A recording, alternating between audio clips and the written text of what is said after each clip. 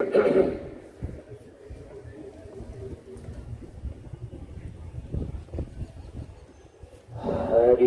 ओम आनंदम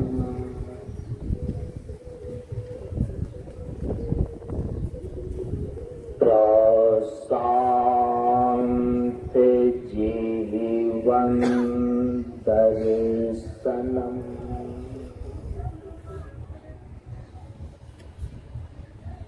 नमो नारायण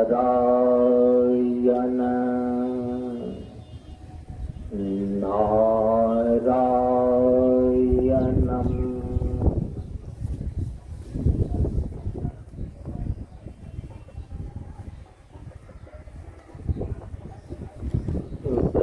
ब्रह्मानंदम परम सुखदम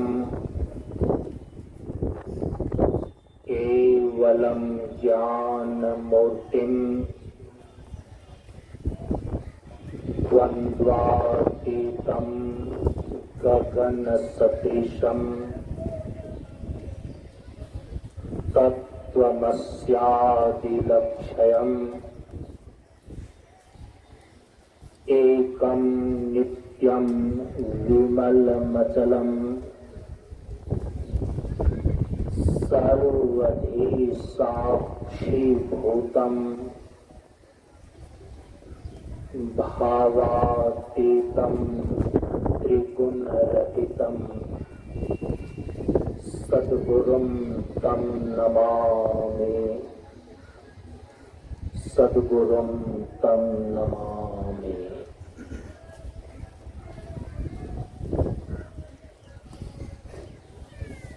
ज्ञान मार्ग सत्संग के सानिध्य में उपस्थित श्रद्धालु सत्संग प्रेमियों, ज्ञान बढ़े गुणवान के संगत, ध्यान बढ़े तपस्वी संग किन्हा, बुद्धि विवेक विचार बढ़े संत सन्यासी सुसज्जन तिन्हा। इसलिए ज्ञानी वेद है ज्ञान से, व्याधा वेद है तीर, सद्गुरु वेद है शब्द से, भींगे सकल शरीर। प्रेमियों, हम सभी लोग परम पूज्य गुरुदेव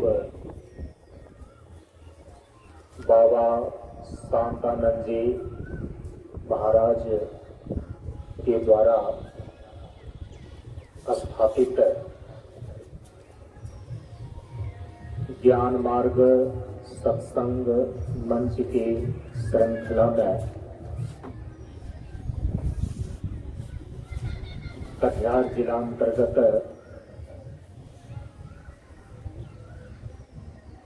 74वां मंच कुरसेला मंच के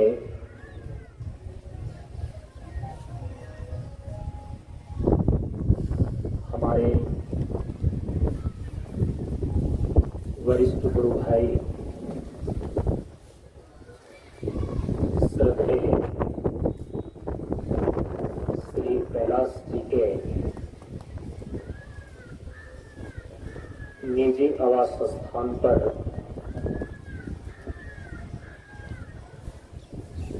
उनके पौत्र एवं श्री पिपलाद जी के सुपुत्र अभिषेक कुमार के जन्मदिन के उपलक्ष्य में ज्ञान मार्ग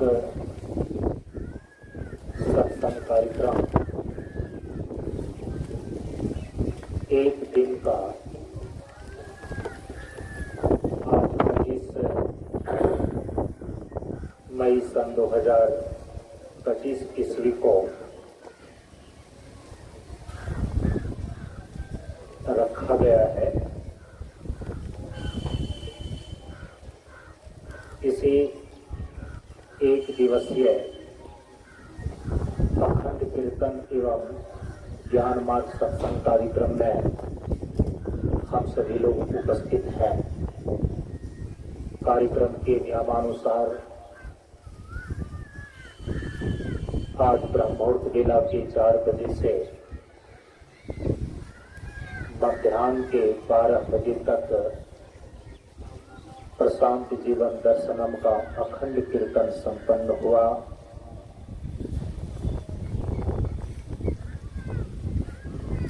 तत्पश्चात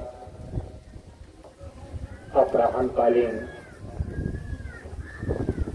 नित्य पूजा प्रार्थना के पश्चात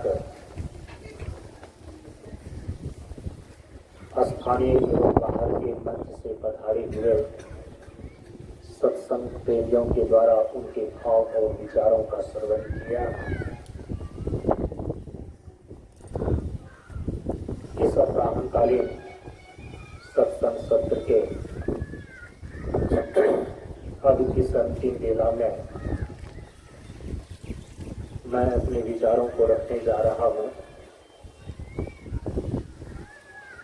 विचार रखने के पूर्व आप सभी लोगों को सबसे पहले एक खुशखबरी दे दूं और ये खुशखबरी ये है कि परम पूज्य गुरुदेव के द्वारा स्थापित ज्ञान मार्ग सत्संग मंच की श्रृंखला में कटिहार जिला के अंतर्गत पोठिया मंच से संबद्ध नवीन मंच के रूप में जो मल्हरिया मंच है, तो उस मल्हरिया मंच पर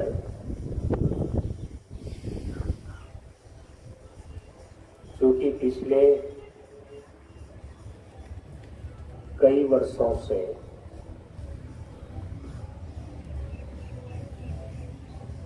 श्री महेंद्र जी के प्रतिनिधित्व में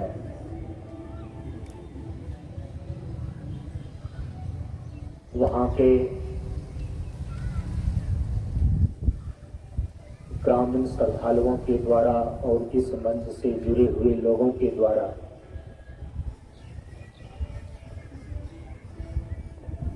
सत्संग एवं साधना का कार्यक्रम होता आया है।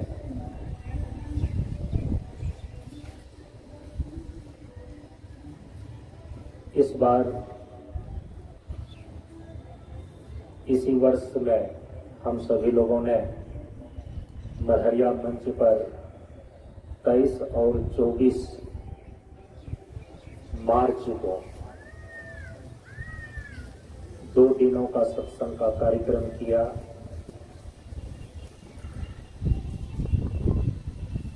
उसी में विशेष रूप से यह विचार बना, यूं तो ये विचार पिछले कई वर्षों से चल रहा था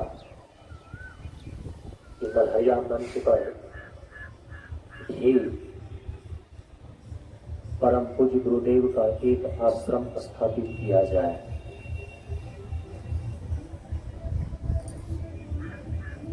उसी उद्देश्य को लेकर के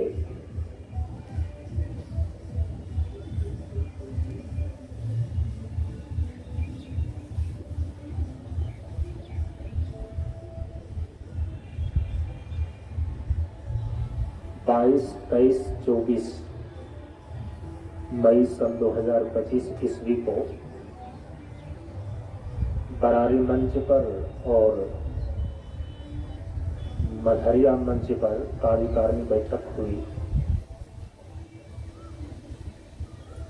और उस कार्यकारिणी बैठक में लिए गए निर्णय के अनुसार से मढ़िया मंच पर बाबा शांतानंद प्रशांत योग आश्रम निर्माण के लिए श्री अवधेश जी के द्वारा जो जमीन दी गई थी, कल 24 मई सन 2025 ईस्वी को जिला निबंधन कार्यालय कटिहार में उसकी रजिस्ट्री हो गई। और धीरे धीरे वहां पर सभी लोग मिलजुल करके प्रशांत योगाश्रम का निर्माण करेंगे। फिर उसके लिए जो आवश्यक बैठक होगी वो बैठक की जाएगी।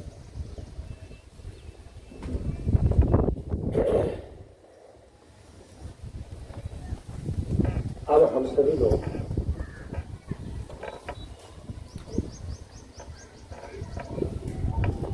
जिस कार्यक्रम के लिए यहाँ पर उपस्थित हैं उसके संबंध में 20-25 मिनट बात करते हैं। जैसा कि आप सभी लोगों ने सुना कि श्री कैलाश जी के पौत्र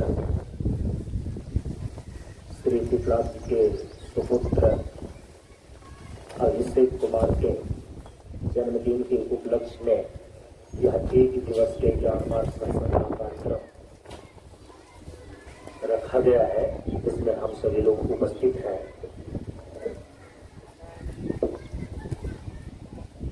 चूंकि बच्चे के जन्मदिन पर यह सत्संग का कार्यक्रम रखा गया है,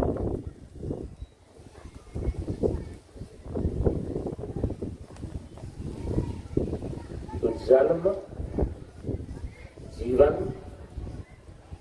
मृत्यु और मोक्ष, इसके संबंध में थोड़ा विचार करते हैं। आप सभी लोग प्रायः इस मंच से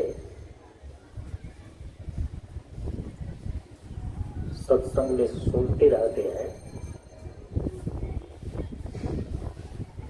कि इस मंच का जो मूल विषय है वो है जीवन।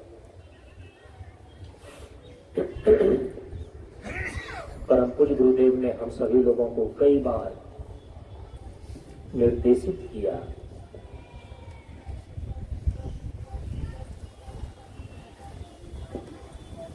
कि इस मंच का मूल विषय जीवन है। जीवन को केंद्र में रखकर यहाँ की सारी चीजें निर्धारित हैं, चाहे वह नियम हो, चाहे सूत्र हो, चाहे सिद्धांत हो, उद्देश्य हो, साधना हो, उपासना हो, सारी चीजें जीवन को केंद्र में रख करके परम पूज्य गुरुदेव के द्वारा निश्चित की गई है। तो हम सभी लोगों का यह मंच जीवन प्रधान है, आचरण प्रधान है।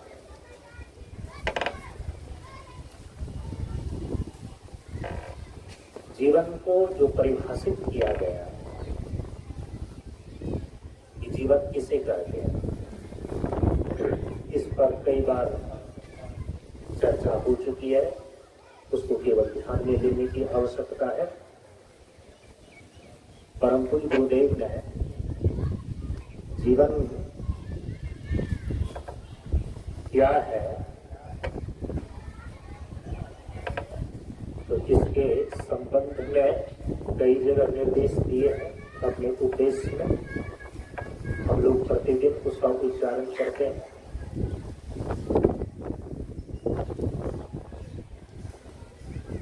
तीसरे खंड में तीसरे बिंदु पर ये निर्देश प्राप्त होता है, जल ही जीवन है।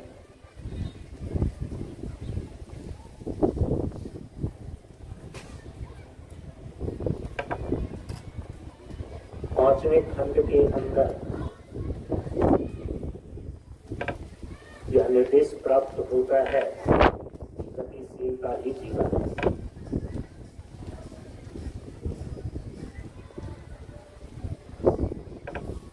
और इसी खंड में यह भी निर्देश प्राप्त होता है कि ज्ञानामृत जीवन है। तो जीवन के विषय में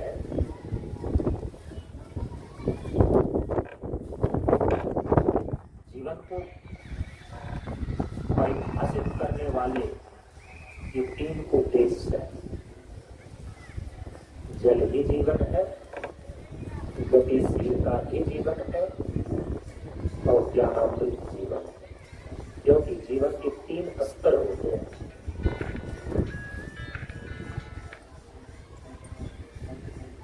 स्थूल स्तर पर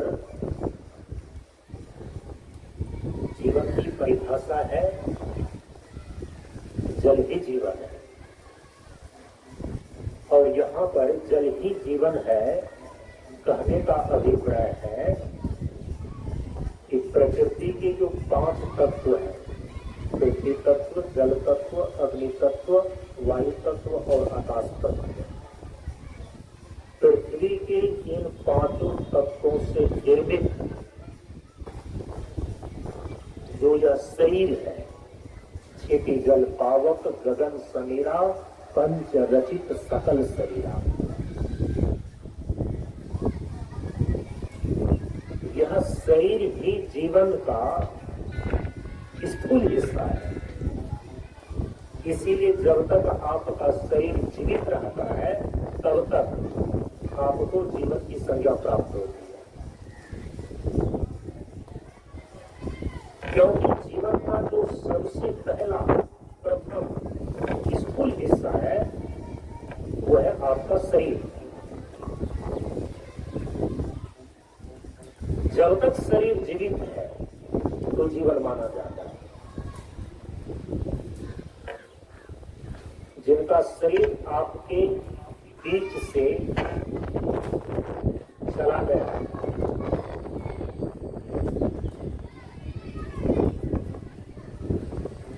आप उनका साक्षात जीवन थोड़े मानते हैं। जिनके शरीर की मृत्यु हो गई है, आपके पूर्वजों की मृत्यु हो चुकी है, आप अपने पूर्वजों का वर्तमान में जीवन थोड़े मानते हैं। कहते हैं कि उनका जीवन समाप्त हो गया। तो स्थूल दृष्टि में, स्थूल धरातल पर जीवन की यही परिभाषा है कि प्रकृति की 5 तत्वों से निर्मित यह शरीर जब तक जीवित रहता है हम इसको जीवन की संज्ञा देते हैं। शरीर समाप्त तो आपका वर्तमान जीवन, प्रत्यक्ष जीवन ये समाप्त। तो क्या शरीर की मृत्यु तक ही जीवन सीमित है? प्रश्न यहां पर ये उठता है। तो जीवन विज्ञान को बहुत विस्तार से समझना पड़ता है।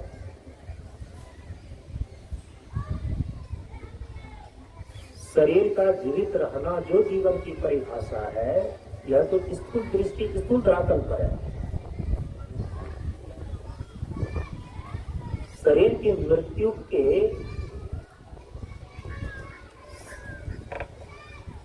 शरीर के मर जाने पर क्या जीवन मूलतः समाप्त हो जाता है? क्या कुछ भी शेष नहीं रहता? हाँ, कुछ ऐसे विचारक हैं, कुछ ऐसे देहात्मवादी, भौतिकवादी हैं, दर्शन शास्त्र के जगत में उसको चार्वाक बोलते हैं। भारतीय दर्शनों के अंदर जो चार्वाक दर्शन है, उनकी ऐसी मान्यता है कि स्थूल शरीर के मर जाने के बाद कुछ भी शेष नहीं रहता। माने वो जीवन को केवल स्थूल दृष्टि से ही देखते हैं। स्थूल शरीर नष्ट हो जाने पर क्योंकि इस स्थूल दृष्टि से और कुछ दिखाई नहीं देती, तो उसका कहना होता है कि मरने के बाद कुछ भी शेष नहीं रहता। जो घोर देहात्मवादी व्यक्ति है, भौतिकवादी व्यक्ति है,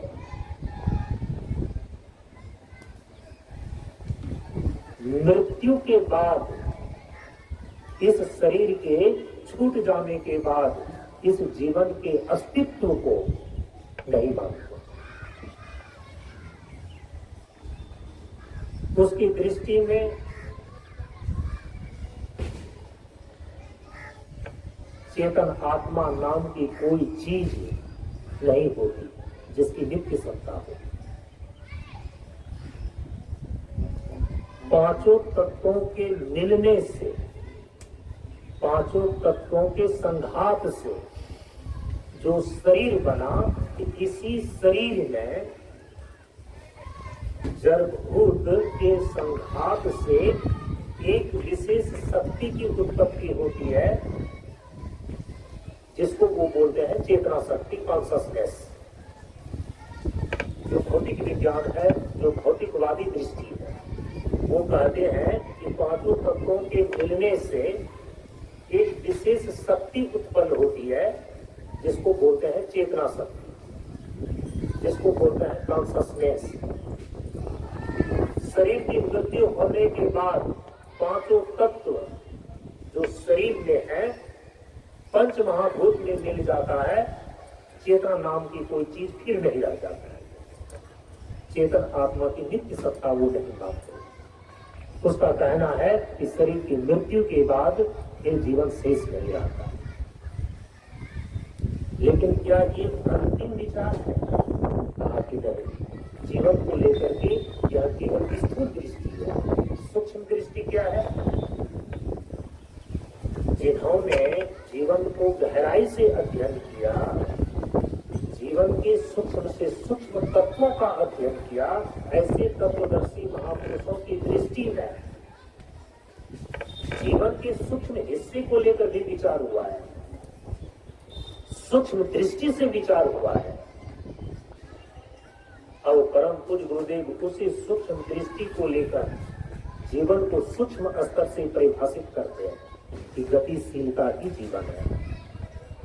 ये शरीर का दिखना और शरीर का जन्म लेना और शरीर का एक निश्चित आयु तक प्रत्यक्ष में दिखना और फिर मृत्यु के बाद शरीर का समाप्त हो जाना, यहीं तक केवल जीवन सीमित नहीं है। अब परम पूज्य गुरुदेव जीवन को परिभाषित कर रहे हैं सूक्ष्म दृष्टि से कि सहजता और सरलता के साथ समानता के मार्ग पर गतिशीलता ही जीवन है। गतिशीलता ही जीवन है। किस चीज की गतिशीलता? जीवन में जो मूल शब्द है वो है जीव। जीवन का जो सूक्ष्म तत्व है हम उसको बोलते हैं प्राण। जीवन का जो सूक्ष्म तत्व है हम उसको बोलते हैं जीव। ऐसा नहीं है कि ये शरीर है तब जीवन का वह सूक्ष्म तत्व प्राण है, जीवन का सूक्ष्म तत्व वह जीव है, ऐसा नहीं है। सूक्ष्म धरातल पर जीवन का जो मूल तत्व है, जीवन का जो सूक्ष्म तत्व प्राण और जीव है, यह नित्य है।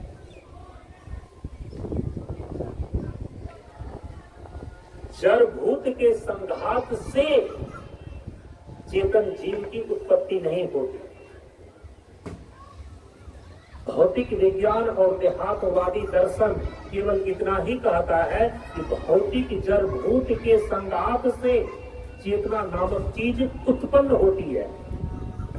शरीर के बिखरने से जो चेतना शक्ति है वह भी मूलतः नष्ट हो जाती है।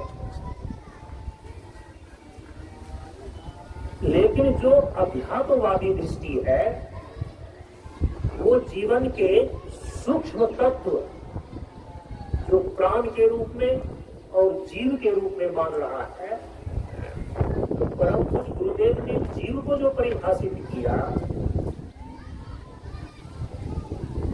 वे ये नहीं कहते हैं कि पांचों जड़ भूत के मिलने मात्र से एक विलक्षण शक्ति उत्पन्न होती है जिसको जीव बोलते हैं। परम पूज्य गुरुदेव केवल इतना नहीं कहते हैं, इसलिए सावधान होकर के इस बात को समझना चाहिए। परम पूज्य गुरुदेव क्या कहते हैं कि शरीर और आत्मा दोनों के मिलने से एक विलक्षण शक्ति उत्पन्न होती है जिसको जीव बोलते हैं। देहातवादी लोग कहते हैं कि केवल पांचों जड़ भूत के मिलने से एक चेतना शक्ति उत्पन्न होती है। परम पूज्य गुरुदेव क्या कह रहे हैं कि पांचों तत्वों से निर्मित यह शरीर अलग चीज है। जड़ प्रकृति से निर्मित यह जड़ शरीर एक हो गया जड़ तत्व, और दूसरी जो चीज है वो है चेतन आत्मा। और जो चेतन आत्मा है, ये चेतन आत्मा इस शरीर के भीतर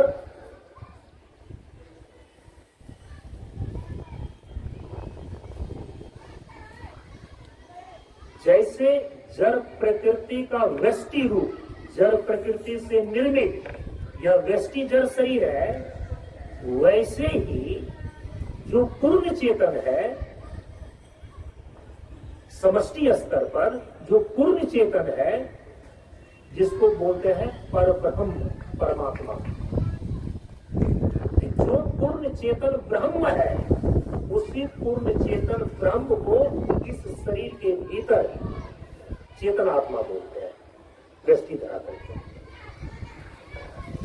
तो समष्टि जड़ प्रकृति से निर्मित यह व्यष्टि जड़ शरीर, अब पूर्ण चेतन ब्रह्म, उसी की सत्ता इस शरीर के भीतर चेतन आत्मा। एक हो गया जड़ तत्व और दूसरा हो गया चेतन तत्व। जड़ तत्व के रूप में जड़ प्रकृति से निर्मित यह शरीर, और चेतन तत्व के रूप में पूर्ण चेतन जो ब्रह्म है, वही इस शरीर के भीतर चेतन आत्मा। तो अब शरीर और आत्मा माने जड़ और चेतन दोनों के संयोग से, दोनों की तादात्म्यापत्ति से अब एक विलक्षण शक्ति उत्पन्न होती है। और विलक्षण शक्ति का मतलब होता है कि जिसमें लक्षण न तो जड़ शरीर का पूरा घटित हो, जिसमें लक्षण न तो पूरा पूर्ण चेतन ब्रह्म का घटित हो, दोनों से ही जो दोनों के लक्षणों से जो बिल्कुल थोड़ा अलग हो, हम उसको बोलते हैं विलक्षण। विलक्षण क्योंकि यदि पूर्ण ब्रह्म का पूरा लक्षण मिलेगा तो हम उसको ब्रह्म ही बोलेंगे, जीव नहीं बोलेंगे।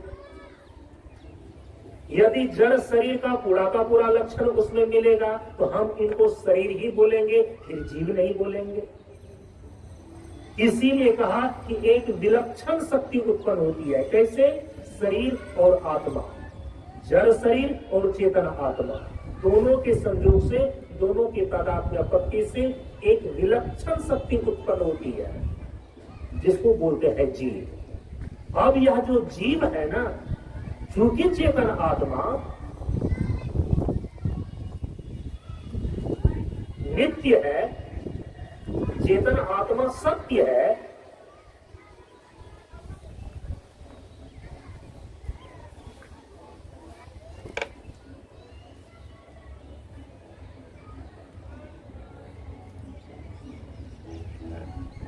शरीर का नाश होने के बाद भी जिसका नाश नहीं होता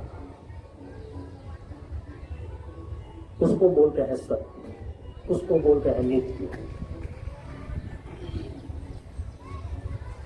जीव तो एक विलक्षण शक्ति है जो नित्य और सत्य चेतन आत्मा एवं नाशवान और अनित्य जड़ शरीर दोनों के मिलने से, दोनों के संयोग होने से ये जीव नामक एक विलक्षण शक्ति इस शरीर में काम कर रही है।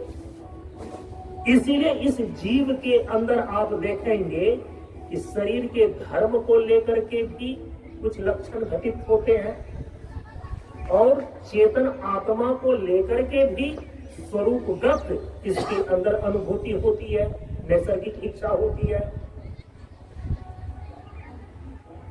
जो जड़ शरीर है यह नाशवान है, यह अनित्य है, क्योंकि यदि प्रकृति परिवर्तनशील है तो परिवर्तनशीलता विनाश का सूचक है। जहां परिवर्तन है, जहां क्षरण है, वह परिवर्तन और क्षरण अंतोगत्वा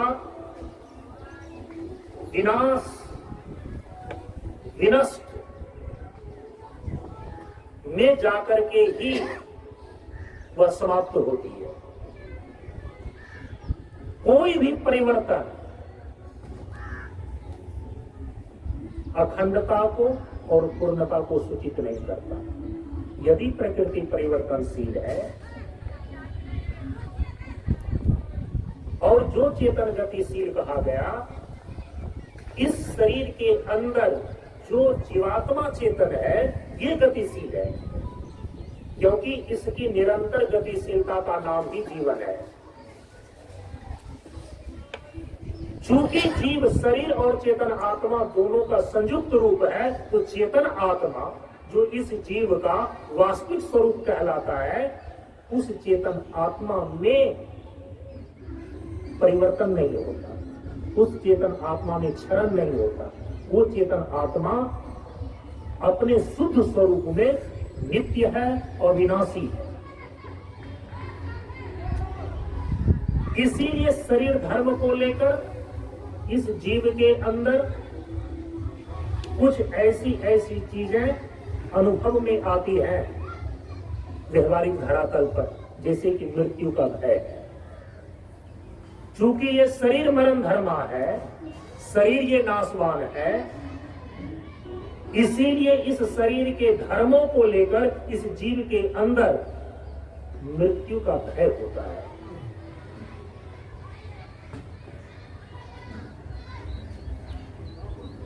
लेकिन जो चेतन आत्मा नित्य और सत्य है, जिसका कभी नाश नहीं होता, इस जीव का अपना वास्तविक स्वरूप होने के कारण इस जीव के अंदर हमेशा यह नैसर्गिक इच्छा देखी जाती है, ये कभी मरना नहीं चाहता। यदि जीव को मृत्यु का भय है, जीव के अंदर जो मृत्यु का भय है शरीर धर्म को लेकर, क्योंकि शरीर और आत्मा के संयोग से बना हुआ है जीव, तो शरीर के धर्म को भी ढो रहा है, और जो आत्मा का धर्म है, जो आत्मा का स्वरूप है, वो तो जीव का अपना ही निज स्वरूप है, उसको भी लिए चल रहा है ये। तो शरीर मरण धर्मा होने के कारण से इस जीव को मृत्यु का भय है। लेकिन इस जीव का जो वास्तविक स्वरूप चेतन आत्मा है, तो वह चेतन आत्मा नित्य और सनातन होने के कारण, अविनाशी होने के कारण ये जीव कभी मरना नहीं चाहता। और यदि यह जीव कभी मरना नहीं चाहता तो इसका मतलब है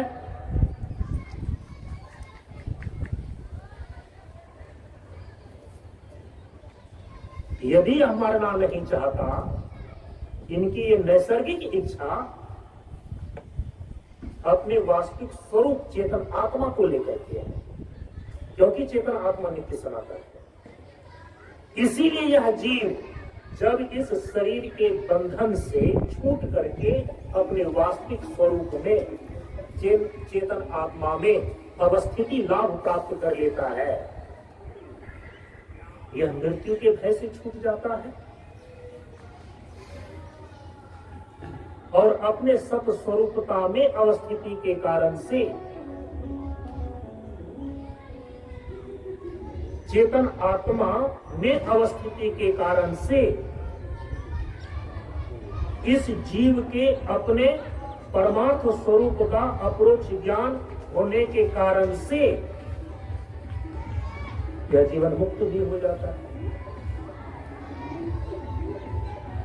इसी सूक्ष्म धरातल की बातों को बताने के लिए परम पूज्य गुरुदेव यहाँ पर कह रहे हैं कि केवल शरीर के मर जाने पर ही जीवन समाप्त नहीं होता,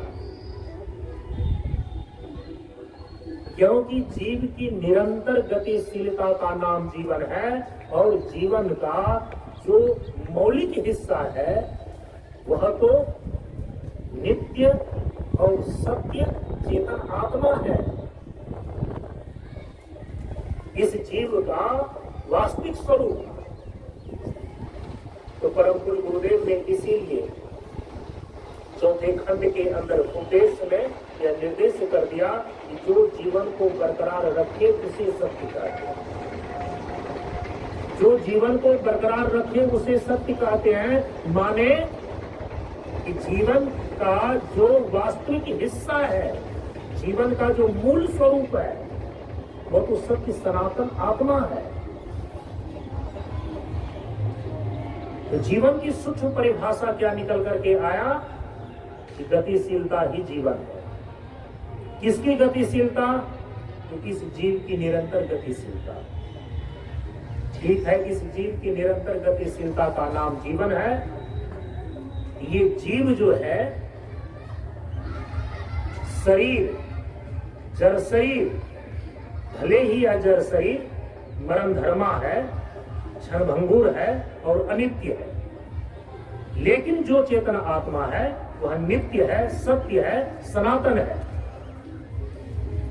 दोनों के संयुक्त रूप जो यह जीव है, इसीलिए दोनों का संयुक्त रूप होने के कारण से इसमें द्वंद्वात्मक अनुभूति होती रहती है। इस जीव में शरीर के धर्म को लेकर के मृत्यु का भय और अपने चेतन आत्मा के स्वरूप को लेकर अमरता को प्राप्त करने का नैसर्गिक इच्छा कि हम कहीं न बढ़े।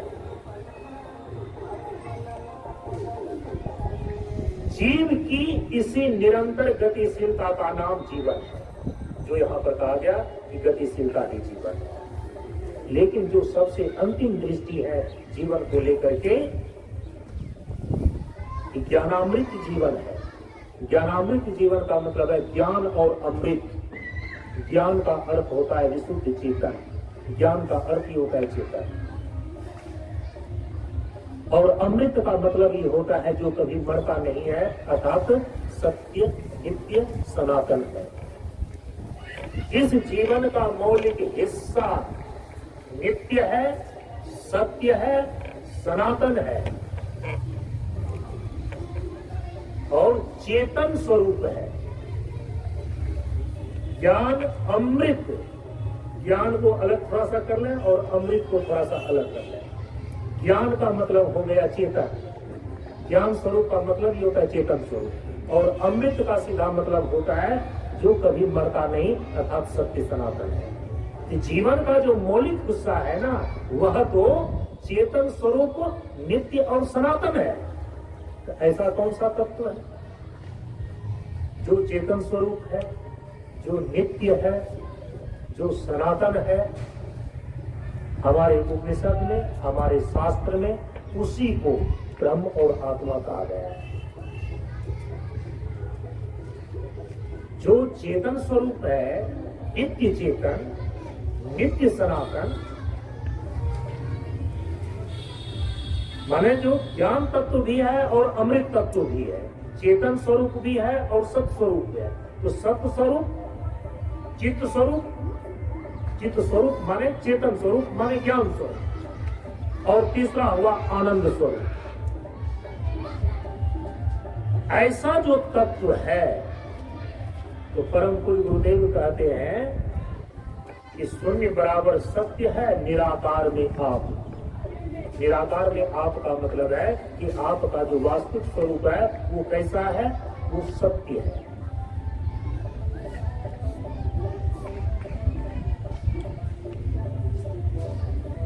तो कई जगह से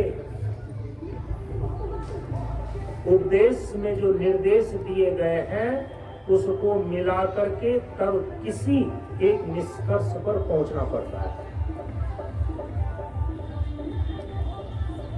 जीवन का जो अंतिम मौलिक स्वरूप अब यहाँ पर निर्धारित किया गया इसके द्वारा कि ज्ञानामृत जीवन है। कहने का मतलब ये है कि जीवन का जो मौलिक हिस्सा है वह नित्य सनातन चेतन है। ज्ञान माने चेतन, अमृत माने सत्य। जो सत्य सनातन चेतन है, जो सत्य सनातन चेतन की सत्ता है, वही हमारे इस जीवन का मौलिक स्वरूप है।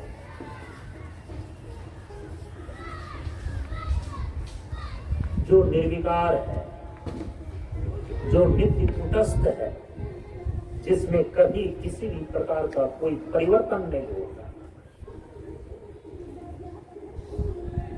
जो ऐसा निर्विशेष पूर्ण चेतन है, नित्य सनातन है, उसी को कहा जाता है परब्रह्म, परमात्मा। उसी को कहा जाता है पूर्ण ब्रह्म। इसीलिए प्रार्थना में सर्वप्रथम पंक्ति में इसी बात को स्थापित किया गया कि परम प्रभु स्वज्ञान जी का जीवन हो गया। जो परब्रह्म परमात्मा है उसी को यहाँ पर कहा जा रहा है परम प्रभु।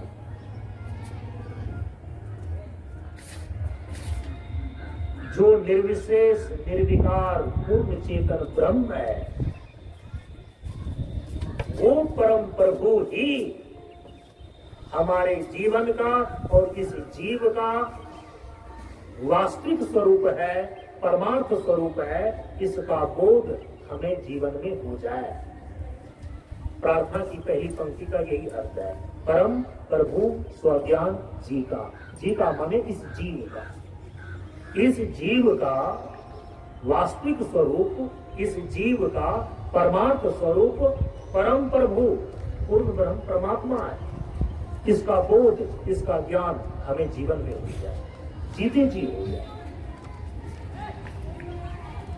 तो सबसे अंतिम दृष्टि जीवन के प्रति दी गई कि हमारे जीवन का जो अंतिम मौलिक हिस्सा है, हमारे जीवन का अंतिम जो मौलिक स्वरूप है, वह तो इस जीव का पारमार्थिक स्वरूप परम प्रभु परमात्मा है। जीवन को ये 3 स्तर से परिभाषित किया गया। जब हम बोलते हैं उसमें कि अब जन्म है, फिर कहते हैं जीवन है, फिर उसी में कहते हैं कि मृत्यु और मोक्ष है।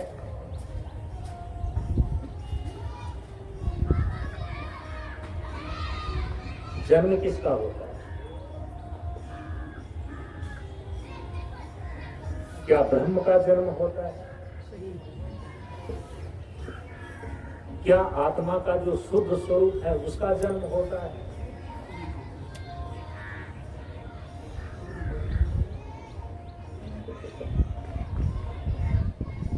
आप कह रहे हैं कि शरीर का जन्म होता है। जन्म को धारण कौन करता है? जन्म को धारण करने वाला तो कोई न कोई तत्व होना चाहिए। शरीर को धारण करने वाला जो तत्व है हम उसको बोलते हैं जीवात्मा। और जीवात्मा शब्द का जब हम प्रयोग करते हैं तो जीवात्मा चेतन की एक ऐसी अवस्था है जो शरीर के बंधन से भी बंधा हुआ है, और जो आत्मा का विशुद्ध स्वरूप है, वह आत्मा का विशुद्ध स्वरूप भी इसके अंदर आवरणित है। तब हम उसको बोलते हैं जीवात्मा। जन्म लेता है, जन्म ग्रहण करता है कौन? जीवात्मा। आकर 4,84,000 योनि भ्रमत यह जीव अविनाशी, फिरत सदा माया कर प्रेरा, काल कर्म स्वभाव गुण घेरा। जीव को जब अपने वास्तविक स्वरूप का ज्ञान हो जाता है, जीव जब शरीर और संसार के बंधन से छूट जाता है, अपने परमात्म स्वरूप का बोध कर लेता है, वह मुक्त हो जाता है, फिर उसका जन्म ही नहीं होता। जब तक स्वरूप ज्ञान से च्युत होकर अज्ञान की अवस्था में यह जीव है, तभी जीव का जीवत्व है। अविद्या, काम और कर्म, ये 3 प्रकार के बंधन से बंधा हुआ जो चेतन है, इसी को बोलते हैं जीवात्मा। ये जीवात्मा ही संसरण में जन्म और मृत्यु के बीच होकर के देहांतर और लोकांतर, एक देह से दूसरे देह में, एक लोक से दूसरे लोक में आते जाते रहता है।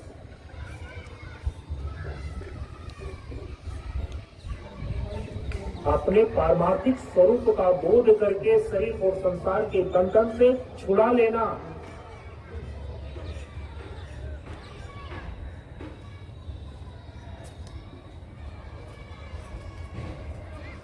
यही तो जीव की साधना है।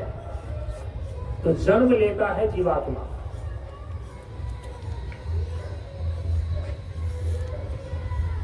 परम पूज्य गुरुदेव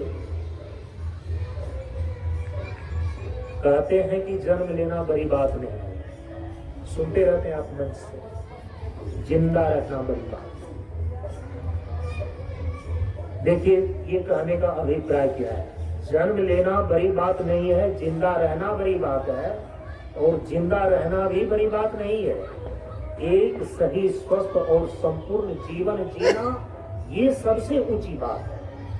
ये परम पूज्य गुरुदेव ही अपनी डायरी में लिखे हैं, प्रवचन में लिखा है। तो कुछ कुछ बातें आगे आगे मंचों पर जुड़ती गई।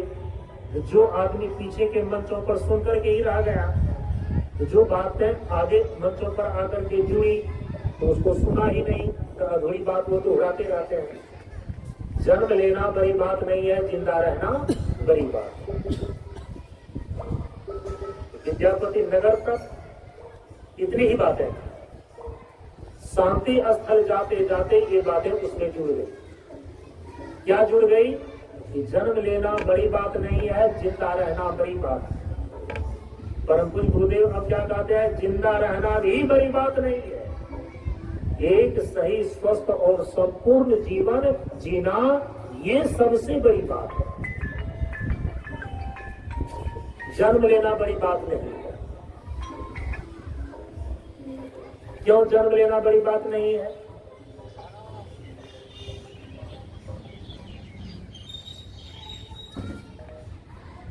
जिंदा रहना बड़ी बात है, जन्म लेना बड़ी बात क्यों नहीं है?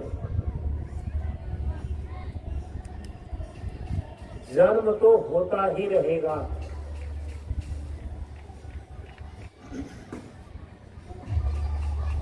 ये जीव यदि नित्य है, अविनाशी है, किसी भी प्रकार से इसका नाश नहीं किया जा सकता, और जब तक यह जीव अपने स्वरूप अज्ञान अर्थात अविद्या, और उसी अविद्या अज्ञान के कारण से उत्पन्न होती है संसार की भोग की कामना।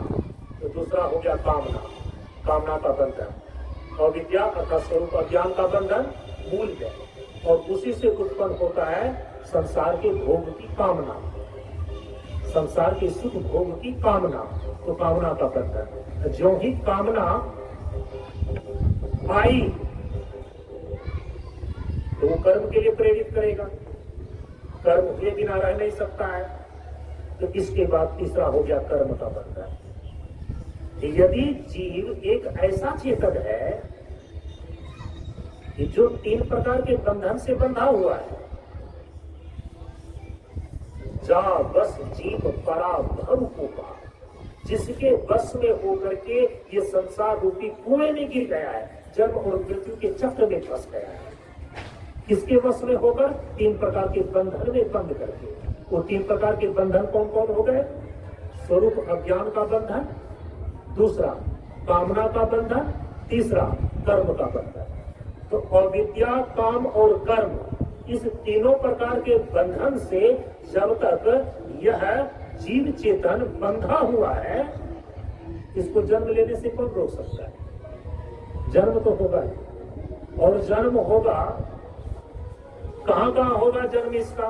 कितने कितने शरीरों से गुजरना पड़ता है जब तक ये जन्म और मृत्यु की श्रृंखला, जन्म और मृत्यु के चक्र में है।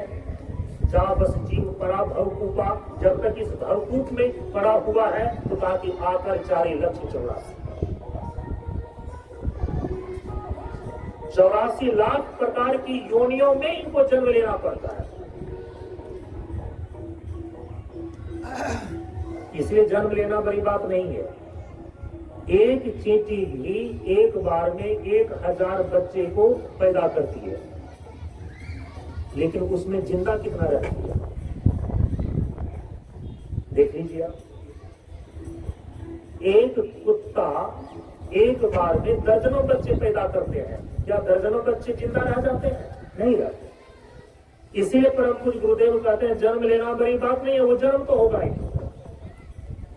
जब तक तुम स्वरूप अज्ञान, कामना और कर्म के बंधन से बंधे हुए हो ना, किसी अन्य विधि के द्वारा जन्म लेना रोका नहीं जा सकता। जन्म तो तुम्हारा होगा और 84 लाख प्रकार की योनियों में एक एक शरीर को कौन पूछे? 84 लाख प्रकार के शरीरों को इस जीवात्मा को धारण करना पड़ता है। लेकिन उसने कहा कि जिंदा रहना बड़ी बात है। अब जिंदा रह करके जीवन को धारण किया, ठीक है। अब जीवन धारण करके भी यदि आप ऐसे ही जीवन गुजार करके मर जाते हैं तो फिर कौन बड़ी बात है? ठीक है, जन्म लिया, जिंदा रहा, 60 साल का जीवन जिया, 80 साल का जीवन जिया और मर करके संसार से चला गया। फिर इसके बाद जन्म हुआ, जन्म धारण करके फिर जीवन जिया और फिर मर गया। ये जन्म मृत्यु का अजस्र प्रवाह तो चलते ही रहता है, ये कौन बड़ी बात हो गई? तो परम पूज्य गुरुदेव इसलिए कहते हैं कि जिंदा रहना भी बड़ी बात नहीं है, जिंदा रह करके एक सही स्वस्थ और संपूर्ण जीवन जीना ये बड़ी बात है। एक सही स्वस्थ और संपूर्ण जीवन जीने का क्या अभिप्राय है यहाँ पर?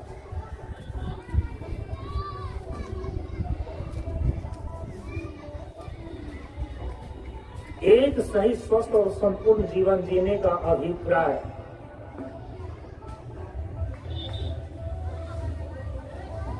एक सही जीवन जिए, स्वस्थ जीवन जिए और संपूर्ण जीवन जिए, जीवन की पूर्णता प्राप्त हो जाए, ऐसा हम जीवन जिए।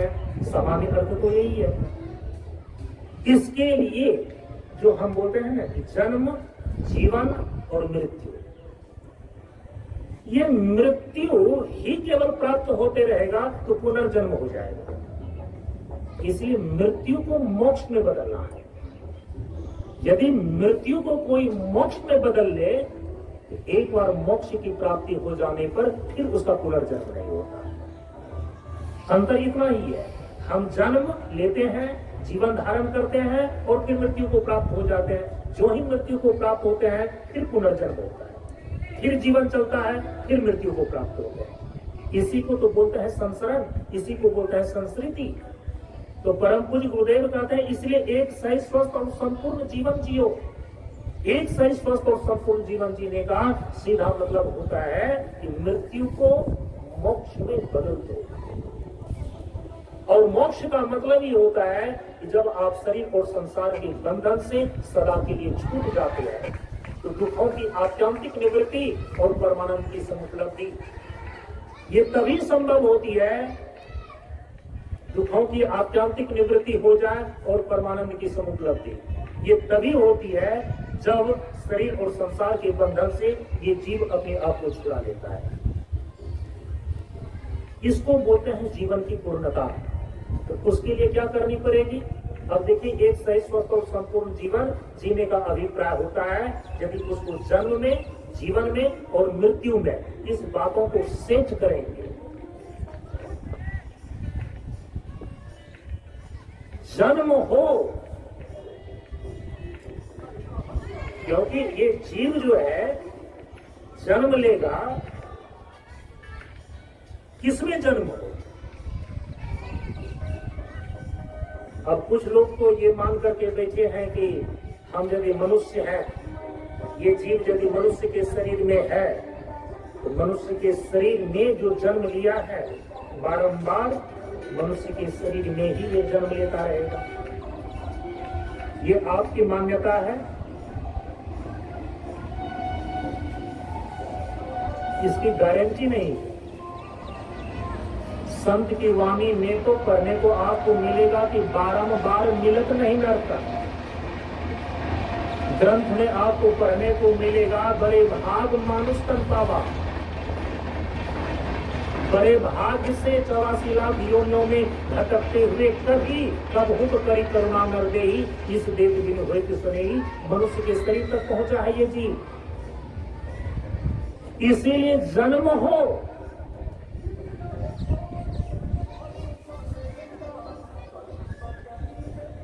मनुष्य योनि, क्योंकि केवल मनुष्य योनि में ही एक सही स्वस्थ और संपूर्ण जीवन को सफल कर सकता है। इसलिए जन्म हो तो मनुष्य योनि। ठीक है, मनुष्य योनि में हम आ गए, परमात्मा की कृपा से आ गए, सृष्टि की व्यवस्था के अनुसार से आ गए।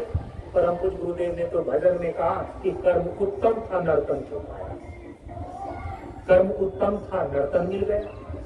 कर्म खराब होगा इसका मतलब है कि नर्तन आपको नहीं मिलेगा। अरे गौर तो कीजिए पंक्ति पर, कर्म उत्तम था, नर्तन जो पाया, इसका मतलब यदि कर्म उत्तम नहीं रहेगा तो नर्तन नहीं मिलेगा, तो बारंबार मिलत नहीं नर्तन।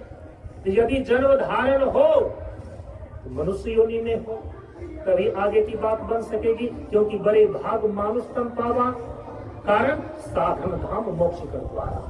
केवल और केवल यह मनुष्य 84 लाख प्रकार की योनियों में जो श्रेष्ठ योनि मनुष्य योनि है, इसी मनुष्य योनि में जन्म लेकर मनुष्य जीवन धारण करके ही वो साधन कर सकता है जिसके द्वारा यह अपने जीवन को पूर्ण कर सकता है, जीवन का परम पुरुषार्थ मोक्ष को सिद्ध कर सकता है। इसीलिए एक सही स्वस्थ और संपूर्ण जीवन जीने के लिए सबसे पहला शर्त क्या है कि जन्म हो मनुष्य योनि। ठीक है, मनुष्य योनि में जन्म हो गया, कर्म उत्तम था इसलिए हुआ, परमात्मा के दायित्व की कृपा बनी इसलिए हुआ, सृष्टि की व्यवस्था के अनुसार से हुआ। लेकिन यदि जीवन मनुष्य की योनि में जन्म लेकर के प्राप्त हो गया है मनुष्य जीवन, अब ये जीवन कैसा हो? जन्म हो मनुष्य की योनि में और जीवन भी कैसा हो? तो परम पूज्य गुरुदेव अब इसके लिए कहते हैं, एक सही स्वस्थ और संपूर्ण जीवन जीने के लिए जीवन धाराएं चले साधन संयम योग से। इसके लिए परम पूज्य गुरुदेव कहते हैं कि सत्संगति में पाया है साधन सुंदर ज्ञान। इसीलिए जीवन हो साधना और सत्संग में, जन्म हो मनुष्य योनि में, पहला शर्त। और दूसरा शर्त है कि फिर यदि आपने मनुष्य के रूप में जीवन को पा गया है, वो जीवन कहाँ हो? वो जीवन कहाँ हो? तो परम पूज्य गुरुदेव कहते हैं कि दीक्षा का अर्थ दीक्षामयी जीवन है। वो जीवन आपका होना चाहिए दीक्षा में, वो आपका जीवन होना चाहिए साधना में, वो जीवन आपका होना चाहिए सत्संग में, वो आपका जीवन होना चाहिए सेवा में।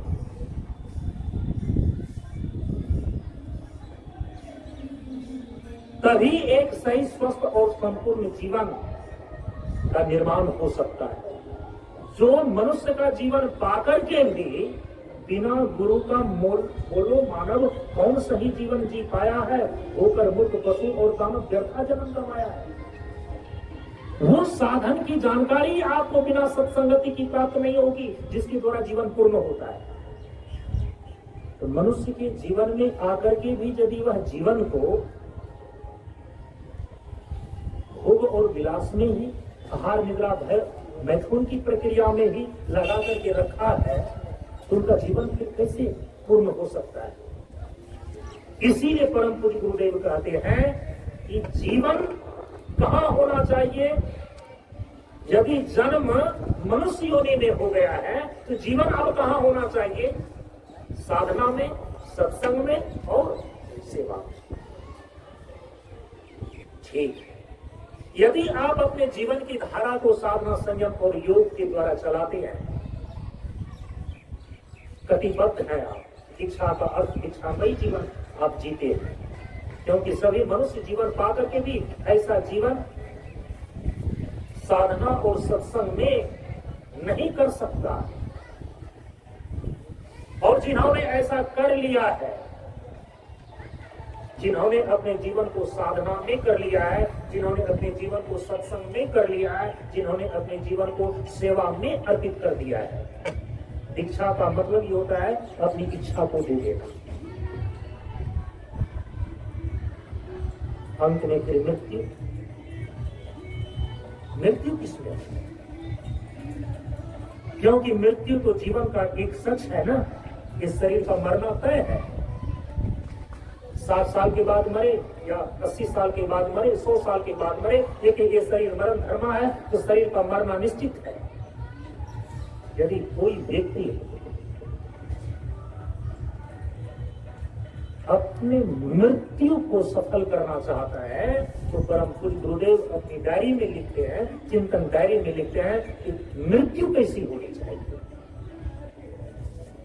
जन्म तो मनुष्य योनि में होना चाहिए, वो मिल गया। जीवन कहाँ होना चाहिए? तो साधना में, सत्संग में, सेवा में होना चाहिए। बहुत सारे लोगों ने कर लिया। मृत्यु कैसी होनी चाहिए? मृत्यु कहां पर होनी चाहिए? तो परम पूज्य गुरुदेव कहते हैं कि मृत्यु शांति और आनंद में होना चाहिए। और शांति और आनंद में मृत्यु सबकी होती नहीं है। जब प्राण इस शरीर से उत्क्रमण करता है, प्राण जब इस शरीर से निकलता है ना, 1000 बिच्छू के डंक मारने के बराबर पीड़ा होती है। कहां है शांति? आनंद कहां है? इसीलिए जा मरण से जग डरे, ता मरण आनंद, कब मरियो कब पाइयो पूरन परमानंद। ये स्थिति मृत्यु, शांति और आनंद में हो, ये स्थिति जिसने अपने जीवन में घटित कर लिया, वो तो मृत्यु पर विजय प्राप्त कर लिया, मृत्यु को बदल दिया मोक्ष में। और जिनकी मृत्यु शांति और आनंद में नहीं होती है, प्राण छटपटाते जिस शरीर से निकलता है, हम उसको फिर मृत्यु पुनर्जन्म का कारण बन जाता है। वो मृत्यु फिर मोक्ष नहीं करता। उसके लिए क्या करना पड़ेगा? इसीलिए कहा कि जीवन को तुम साधना में करो, सत्संग में करो, सेवा में करो। जीवन धाराएं चले साधन संयम योग से। यदि ऐसा कोई जीवन जीता है ना, पूरी संभावना होती है कि उनकी मृत्यु शांति और आनंद में हो। जहां गई चिंता गई, मनवा बेपरवाह, जाको कछु न चाहिए सोई सहंसा। जाको कछु न चाहिए सोई सहंसा, परमात्म अंदर बसा योगी बेपरवाह। ये स्थिति तो बिना साधन संयम योग का हो ही नहीं सकता। जिस समय आपकी मृत्यु शांति और आनंद में होती है ना, अब वह मृत्यु मृत्यु नहीं रह गई, वह मृत्यु जीवन मुक्ति बन जाती है।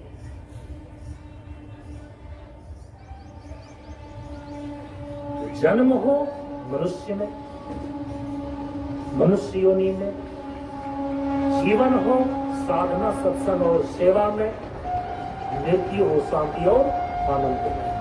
हम इसको बोलते हैं एक सही, स्वस्थ और संपूर्ण जीवन। संपूर्ण का मतलब होता है सम्यक रूप से पूर्ण।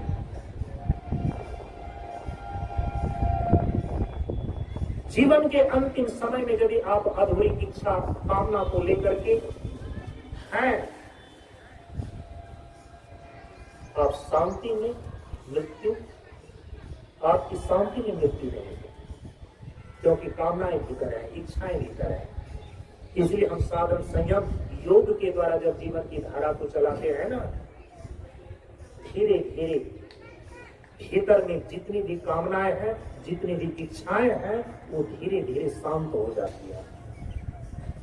अब जिस दिन इस जीवन की लंबी श्रृंखला में ये चीजें आपको जब प्राप्त हो जाए, मृत्यु को मोक्ष में बदल लेना, तो पुनर्जन्म नहीं होगा। यदि मृत्यु को आपने मोक्ष में नहीं बदला, तो पुनर्जन्म कोई नहीं रोक सकता। आपके मानने या ना मानने से सृष्टि के नियम नहीं बदलते। मृत्यु को मोक्ष में बदलने की कड़ी परम पूज्य गुरुदेव यहां पर दिखा रहे हैं कि तुम्हारी मृत्यु शांति और आनंद में होनी चाहिए। मृत्यु शांति और आनंद में होने के लिए ही हमें पूरा का पूरा जीवन सजाना पड़ता है, संवारना पड़ता है, साधन से, संयम से और योग से। तब वह मृत्यु मोक्ष में परिवर्तित होती है। इस प्रकार से मैंने जन्म, जीवन, मृत्यु और मोक्ष के संबंध में यत्किंचित विचार रखा। अब अपनी वाणी को यहीं पर विराम देता हूँ। परम पूज्य गुरुदेव के श्री चरणों में नमन करते हुए आप सबों को एक साथ नमो नारायण। ओम पूर्णमदः पूर्णमिदं पूर्णात् पूर्णमुदच्यते पूर्णस्य पूर्णमादाय पूर्णमेवावशिष्यते। ओम शांति शांति शांति।